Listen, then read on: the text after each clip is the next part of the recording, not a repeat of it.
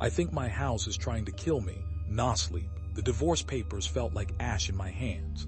Sarah's signature, so precise and unwavering, a stark contrast to the tremor in my own. It was over. 5 years reduced to a legal formality. I needed out, a fresh start.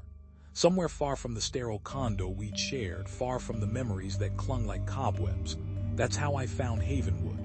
A small town nestled in the Massachusetts woods, seemingly untouched by time. The air was clean, the people friendly, and the houses were something else. Victorian mansions with turrets and wraparound porches, whispering stories of a bygone era. Arthur Davies, the local real estate agent, was an odd bird. Older than dirt, with a twinkle in his eye and a way of speaking that suggested he knew more than he let on. He showed me the Thorne house. A sprawling, 3-story Victorian on the edge of the woods. It was dilapidated, sure, but the bones were good. The light filtering through the stained glass windows, the intricate woodwork, the sheer size of it, it was intoxicating. Built in the early 1900s by a Theodore Blackwood, Arthur said, his voice raspy. Man was an inventor, kept mostly to himself. Died here in the house. What kind of inventor? I asked, already picturing myself restoring the place to its former glory. Arthur shrugged, a dismissive gesture. Odd contraptions, mostly. Nothing that ever amounted to much. House has been empty for years. A few looky-loos, but no serious offers. It's particular. That was one word for it. Isolated, perhaps, definitely creepy, but it was also perfect. I put in an offer that day, and within a week the Thorne house was mine. The first night was unsettling. The house creaked and groaned in the wind. I chalked it up to old age, the settling of the foundation. But then I heard a distinct scratching sound coming from inside the walls. I grabbed a flashlight and searched, but found nothing. Just the dust and shadows of a house long abandoned. Over the next few weeks the noises increased. Footsteps on the stairs when I was alone. Whispers that seemed to come from nowhere. Doors opening and closing on their own. I tried to rationalize it. Drafts, faulty wiring, my own frayed nerves. But then things started moving. A book falling off a shelf. A glass shattering on the kitchen counter. My keys disappearing, only to reappear in a completely different location. I started feeling like I was being watched. A constant pressure, a sense of unease that clung to me like a second skin.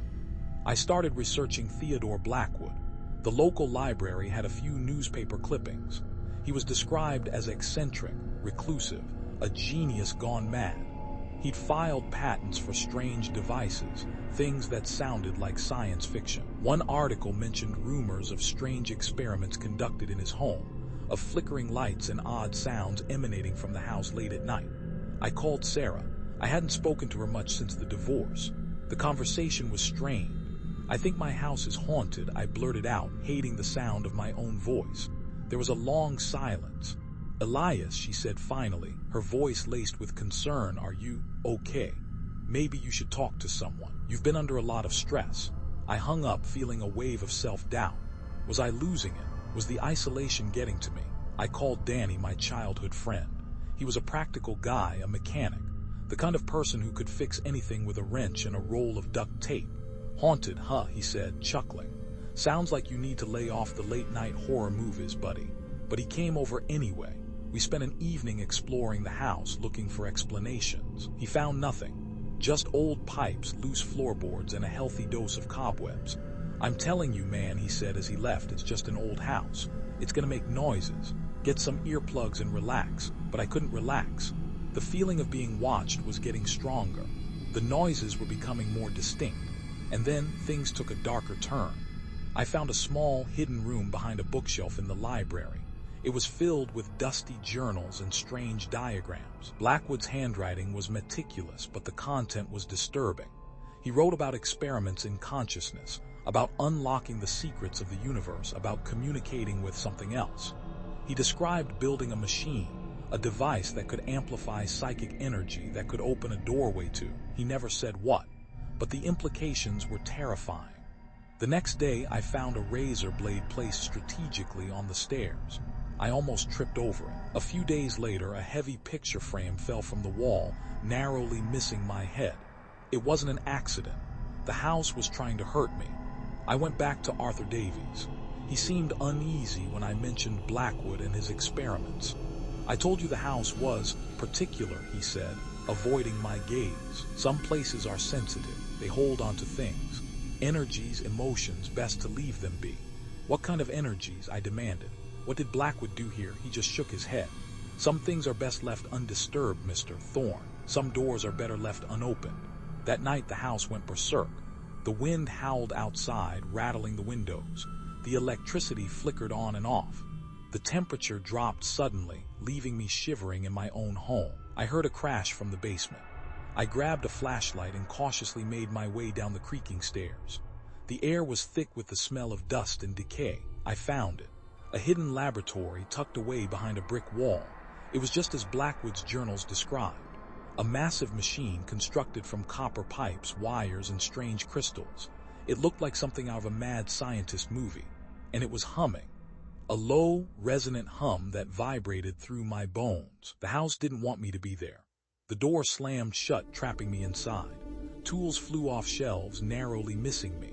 The lights flickered violently, casting grotesque shadows on the walls. I had to destroy the machine. It was the only way to stop it. I grabbed a wrench and started smashing. The machine sparked and crackled.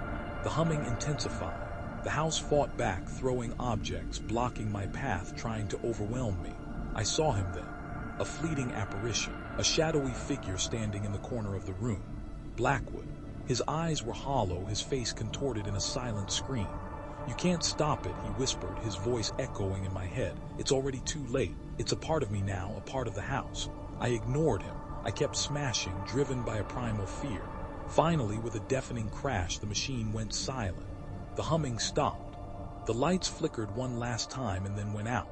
The house fell silent. I stumbled out of the basement, exhausted and bruised. The storm had subsided.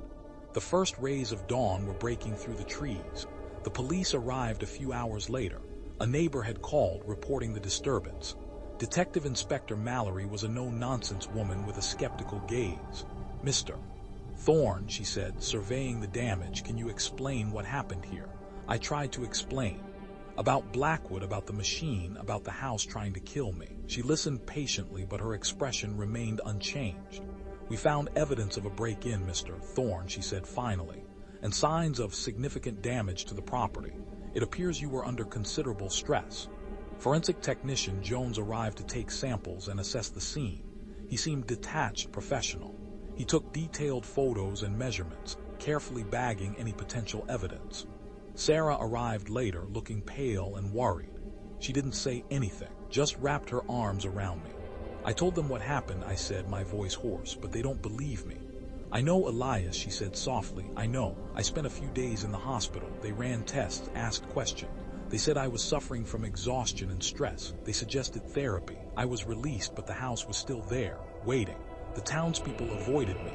Whispers followed me down the street. Crazy Thorne, they called me. I was an outcast. I went back to the house. I couldn't leave it. I had to know if it was truly over." The house seemed quieter now. The noises had stopped. The feeling of being watched had lessened. But it was still there. I could feel it. A subtle presence, a lingering darkness. One night I was sitting in the library reading. The fire was crackling in the hearth. The house was silent. Then I heard it. A faint whisper coming from the corner of the room. "Elias," I froze. I slowly turned my head, and I saw a book lying on the floor. It hadn't been there before. I picked it up. It was one of Blackwood's journals. I opened it. The last entry, written in a shaky hand, read, "It's not over. It never ends. The house remembers. The house learns." Then I felt it. A cold spot on the back of my neck. I looked up. The chandelier was swaying gently, even though there was no breeze. And in the reflection of the crystal prisms, I saw a figure standing behind me. I didn't turn around. I didn't need to. I knew who it was. And I knew that the house wasn't finished with me yet.